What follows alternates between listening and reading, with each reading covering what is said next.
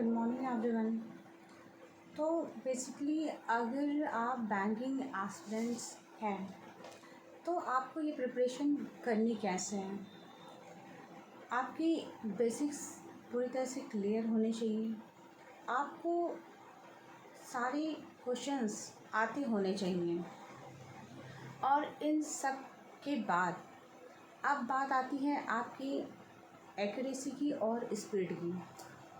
तो ये एक्यूरेसी और स्पीड तब तक मेंटेन नहीं होने वाली है जब तक कि आपको क्वेश्चंस हल करने पूरी तरह से ना आते हों।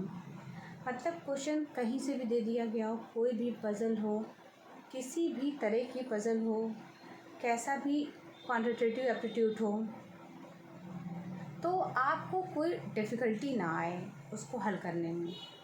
ये एक बहुत बड़ी बात है और इसके लिए आपको रेगुलर प्रैक्टिस में होना चाहिए और साथ ही साथ प्रत्येक दिन आपको एक सेट क्वेश्चंस का हल करते रहना चाहिए।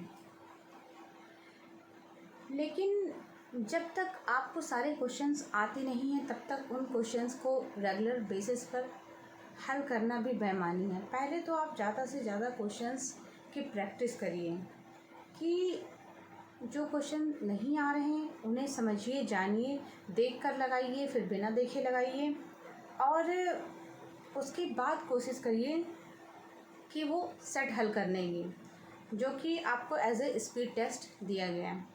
इसमें करंट अफेयर्स आते हैं, रीजनिंग का पोर्शन है, क्वांटिटेटिव एप्टीट्यूड है और अगर आप स्पेशलिस्ट ऑफिसर की तैयारी कर रहे हैं तो आपके उस स्पेसिफिक सब्जेक्ट की नॉलेज को भी चेक किया जाता है। तो अगर दो पोर्शन आ रहे हैं, एक इंग्लिश का और दूसरा रीजनिंग का, तो तीसरा जो सब्जेक्ट है वो बेसिकली आपके प्रोफेशनल नॉलेज से पूछा जाता है। अगर आप लॉ के एस्पिरेंट्स हैं, आपने लॉ स्ट्रीम से पढ़ाई की है, तो इस स्पेशलिस्ट ऑफिसर के एग्ज़ाम में आपको लॉ से रिलेटेड क्वेश्चंस जो कि आपके ऑलरेडी प्रिपेयर हैं, आपने एलएलबी के दौरान काफ़ी कुछ क्वेश्चंस पढ़े होंगे, लेकिन उतनी प्रिपरेशन सफिशिएंट नहीं होती है क्योंकि एज ए कोर्स आपने वो सिलेबस कंप्लीट कर लिया, आपने वो सेमेस्टर एग्ज़ाम दे दिए, उतना सफिशिएंट नहीं होता और सब कुछ ग्रेजुअली भूलता भी जाता है। हम चीज़ें पढ़ते हैं, ग्रास्प करते हैं, कुछ चीज़ें याद रहती हैं, कुछ भूल जाते हैं। तो बेसिकली एक कॉम्पिटिटिव एग्ज़ाम की प्रिपरेशन बिल्कुल अलग पैटर्न पर की जाती है। आपको बराबर स्पीड टेस्ट देते रहने पड़ेंगे, आपको अपनी एरर्स पर वर्क करना पड़ेगा, आपको अपनी एक्यूरेसी और कितने क्वेश्चन गलत हो रहे हैं, आप कहाँ स्टैंड कर रहे हैं, वो आपको देखना पड़ेगा। ये स्पीड टेस्ट आप ऑनलाइन भी ले सकते हैं। बहुत सारे ऑनलाइन प्लेटफॉर्म अवेलेबल हैं जो आपको ऑनलाइन स्पीड टेस्ट प्रोवाइड कराते हैं। वहाँ से आप ले सकते हैं ये टेस्ट और रेगुलर बेसिस पर, या आप हर दूसरे दिन भी ये स्पीड टेस्ट दे दें तो भी ये आपको काफ़ी हेल्प करेंगे।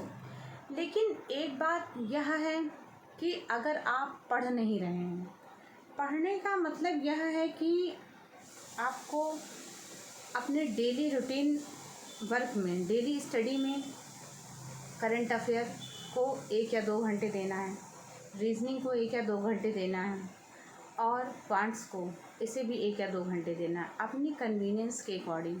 मतलब रैंडमली क्वेश्चंस हल करने हैं। और अगर आप ऐसा नहीं कर रहे हैं और सिर्फ स्पीड टेस्ट देते जा रहे हैं तो उसका कोई मतलब नहीं है, क्योंकि आपको क्वेश्चंस पूरी तरह से हल करने तो आए नहीं और आप लगे हैं स्पीड टेस्ट देने में, तो उन सब चीज़ों का कोई मतलब नहीं। आप कहीं स्टैंड नहीं करेंगे, आप खुद को कहीं नहीं पाएंगे, आपके सारे क्वेश्चंस मोस्ट प्रोबेबली क्वेश्चंस आपके गलत ही जाएंगे। फिर आप कहेंगे मैं तो यार रोज़ स्पीड टेस्ट दे रहा हूँ, रोज़ मेहनत कर रहा हूँ, कुछ चेंज क्यों नहीं आ रहा। अब ये बताइए कि आप सेल्फ स्टडी तो कर नहीं रहे हैं, करंट अफेयर रेगुलर बेसिस पर पढ़ नहीं रहे हैं, प्रतियोगिता दर्पण और योजना की बुक्स तो आप पढ़ नहीं रहे हैं, करंट अफेयर्स को कलेक्ट कर नहीं रहे हैं, सिर्फ आपने बगल में वीडियो लगा लिया और लगे दूसरा काम करने। अब इस तरह से पढ़ाई नहीं होती है कि आपने वीडियो चला दिया, वीडियो चल रहा है और पढ़ाने वाला पढ़ा रहा है, वो करंट अफेयर के क्वेश्चन आपको सुनाता जा रहा है और आप अपने घर के कामों में लगे हुए हैं। तो इस तरह से आप बैंक पीओ बनने जाएंगे, स्पेशलिस्ट ऑफिसर बनने जाएंगे तो बन चुके हैं, फिर तो भूल जाइए।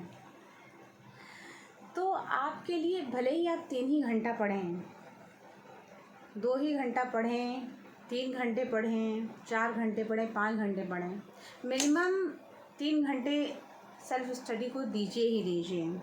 ये मैं स्पीड टेस्ट को छोड़कर बता रही हूँ। स्पीड टेस्ट जो आप 2 घंटे का या 1.5 घंटे का, क्योंकि प्री टेस्ट भी होते हैं वो 90 मिनट के हैं। अब ये जो प्री एग्ज़ाम आपके होते हैं, जो पहले आपको एक एग्ज़ाम और देना होता है प्री मेंस, तो जो प्री एग्ज़ाम आप देते हैं वो 90 मिनट्स का, और बचा हुआ कभी कभी बैंकिंग एग्ज़ाम 2 घंटे के और ये कुछ एग्ज़ाम 2.5 घंटे के भी होते हैं। तो इस तरह से हम देख क्या रहे हैं कि अगर आप सीरियसनेस के साथ स्टडी नहीं कर रहे हैं तो बैंक में तो सिलेक्शन होने से रहा। लेकिन एक चीज़ बहुत महत्वपूर्ण है कि सबसे ज़्यादा इजी वे में, कम समय में, कम ड्यूरेशन में आप कहीं सिलेक्शन चाहते हैं तो वो बैंक ही है, जहाँ पर आपका फाइनल सिलेक्शन 6 महीने, 8 महीने मैक्सिमम रख लीजिए ज्वाइनिंग तक लेकर, आपको बैंक 1 साल के अंदर अंदर नौकरी ज्वाइन करा देता है। चाहे आपका selection as a specialist officer scale 1 में हुआ हो, स्केल 2 में हुआ हो, स्केल 3 में हुआ हो, it does not matter actually. तो ये मैटर नहीं करता कि आपका सिलेक्शन किस रैंक पर हुआ है, किस पोस्ट पर हुआ है, वो आपको 1 साल के अंदर अंदर ज्वाइन करा देंगे और 6 महीने में आपका फाइनल रिज़ल्ट आ जाएगा और आप ये नौकरी इजीली पा सकते हैं। अगर आप वर्कोहलिक हैं, बहुत मेहनत करते हैं, आप बराबर स्पीड टेस्ट दे रहे हैं और अपनी सेल्फ स्टडी को, आपको करंट अफेयर को, रीजनिंग को, मैथ को 3 से 4 घंटे रोज़ देना पड़ेगा। उसके अलावा आपको स्पीड टेस्ट लगाना पड़ेगा। तो इस तरह से हम देखते हैं कि 6 घंटे अगर रोज़ पढ़ा जाए, 6 महीने, 1 साल, तो बैंकिंग का, या मैक्सिमम मान लीजिए कि 1 साल बहुत दमखम लगा कर आप पढ़ रहे हैं तो 1 साल में आपका फाइनल सिलेक्शन हो जाएगा। लेकिन इसके लिए आपके बेसिक्स क्लियर होना बहुत ज़रूरी है। आपको ऐसा कुछ ना हो कि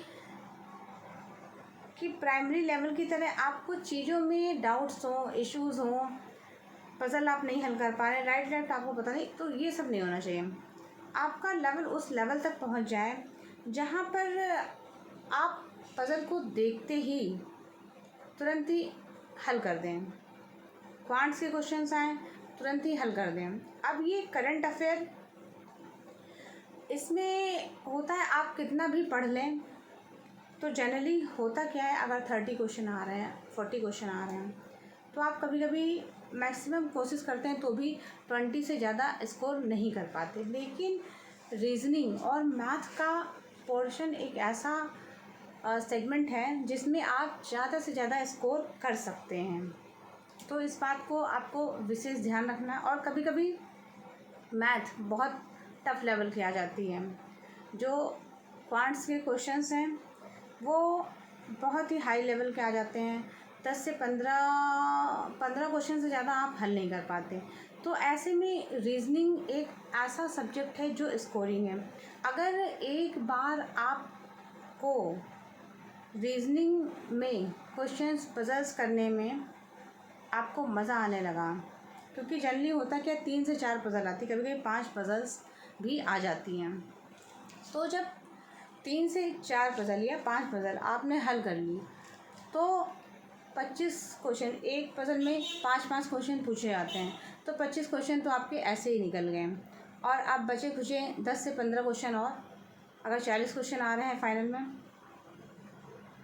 तो बचे हुए क्वेश्चन भी बहुत इजी होते हैं। तो रीज़निंग कुल मिलाकर, अगर आपको रीज़निंग की लत लग गई है, आप उसमें डूब गए हैं, और किसी भी एग्ज़ाम को निकालने के लिए आपको उस पेपर को, उन चीज़ों को खुद में आत्मसात करना पड़ेगा। उस सब्जेक्ट में आपको जीना पड़ता है, जीना शुरू करना पड़ता है, तब आप वो सब्जेक्ट सीख पाते हैं। सिमिलर बात मैं इंग्लिश के विषय में भी कह सकती हूँ। जब आप इंग्लिश लैंग्वेज में जीना शुरू कर देंगे, तब आपकी स्पीकिंग स्किल्स बहुत बेहतर हो जाएगी, आप एक बेहतर परफॉर्मेंस देने लगेंगे, आप एक बेहतर स्टूडेंट बन जाएंगे। स्पीकिंग में, राइटिंग में, कुछ भी आपको लिखने को दे दिया जाए, किसी भी सब्जेक्ट में पे बोलने को दे दिया जाए, मैं कहती हूँ लाखों की भीड़ हो, करोड़ों की भीड़ हो, ना आपकी कदम डगमगाएंगे, ना आपका कॉन्फिडेंस लेवल लो होगा, क्योंकि आप उन सभी फेज से गुज़र चुके हैं, आप बिल्कुल परिपक्व हो गए हैं, आप उस फील्ड के मास्टर हो गए हैं, क्योंकि आपने वो सारे फेजेस पार कर लिए हैं, और प्रैक्टिस के द्वारा आप बिल्कुल परिपक्व हो गए हैं। अब आपको स्टेज पर खड़ा कर दिया जाए, 1 लाख की पब्लिक बैठी है और आपको बोलना है, तो आप उठेंगे, भले ही आपने इंस्टेंट तैयारी न की हो, लेकिन जो आपके प्रीवियस एफ़र्ट्स हैं, जो आपकी हिस्ट्री है आपकी लाइफ में, वो आपको वहाँ पर बांध कर नहीं रखेगी, वो आपके पूरे लाइफ का वो इमेज, वो चीज़ें पोर्ट्रेट करेगी, और आप कुछ ऐसा बोल जाएंगे जो कि अनएक्सपेक्टेड होगा एक्चुअली। क्योंकि होता क्या है, कभी कभी कुछ चीज़ों के लिए हम प्रिपेयर नहीं होते, हम प्रिपेयर करके भी नहीं आते, और अनएक्सपेक्टेड रूप में हमें बोल दिया जाता है कि आपको स्टेज पर जाकर बोलना है। तो यदि आप पहले से हैबिचुअल होते हैं, आप कई बार बोले हुए होते हैं, तो आपके लिए वो कोई डिफ़िकल्ट टास्क रह नहीं जाता। तो उसी तरह से कोई भी एग्ज़ाम का पैटर्न है, यदि आप प्रैक्टिस कर रहे हैं, बराबर प्रिपरेशन कर रहे हैं, 1 साल हो गए, 2 साल हो गए, और आपके रिटन एग्ज़ाम भी निकल रहे हैं, फाइनली आपको लग रहा है कि आपका 10, 5, 15, 20 नंबरों से रह जा रहा है, वो भी रिटन में आप हाई स्कोर नहीं कर पा रहे हैं, इसलिए रह जा रहा है, क्योंकि इंटरव्यू का औचित्य बस इतना ही होता है कि वो इंटरव्यू में आपको जो भी नंबर देते हैं, वो आपके रिटन मार्क्स के बेस्ड पर ही देते हैं। यदि आपको 80 नंबर मिले हैं, तो समझ जाइए कि जो नेक्स्ट 20 नंबर आपको मिलने हैं, कभी भी आप एक्सपेक्ट मत करिए कि आपको कितना भी अच्छा परफॉर्मेंस आप इंटरव्यू में कर लेंगे, लेकिन आपको 20 में से 20 मिलने वाला नहीं है, क्योंकि किसी भी एग्ज़ाम को आप इंटरव्यू के बेस्ड पर क्लियर नहीं कर सकते हैं। ये जनरली गवर्नमेंट एग्ज़ाम की मेथडोलॉजी है कि वो आपको इंटरव्यू के बेस पर तो सिलेक्शन नहीं देने वाले हैं। आपने जो रिटन में एग्ज़ाम किया है, 70 स्कोर किए हैं, 80 स्कोर किए हैं, अब जब टोटल मेरिट बनेगी तो आपको वो 20 में से 8 या 9 नंबर ही देंगे, ताकि आपका इंटरव्यू के बेस पे सिलेक्शन तो नहीं होने वाला है, ये आप मान के चलिए। तो आपको अपना बेस्ट शॉट जो देना है वो रिटन एग्ज़ाम में ही देना है। ये बैंकिंग एग्ज़ाम की जो सही पैटर्न और सही थ्योरी और आउटपुट है, जो बेसिकली जब आप खुद एग्ज़ाम देंगे तो आपको पता चलेगा कि कहाँ पर मैं लैग कर रहा हूँ, तब आप जान पाएंगे कि रिटन एग्ज़ाम कितना इम्पोर्टेंट है। तो इसलिए अगर आप रियलिटी में विद इन 1 ईयर जॉब चाहते हैं, तो बहुत सीरियस होके आपको उन सब्जेक्ट्स की 4 से 5 घंटे की सेल्फ स्टडी, और उसके बाद आपको स्पीड टेस्ट भी देना है। तो उससे जो आप पढ़ रहे हैं 4-5 घंटे में, उसकी फाइंडिंग आपको पता चलेगी, जो आउटपुट होगा वो आपको पता चलेगा। तो आज के लिए बस इतना ही। Thank you.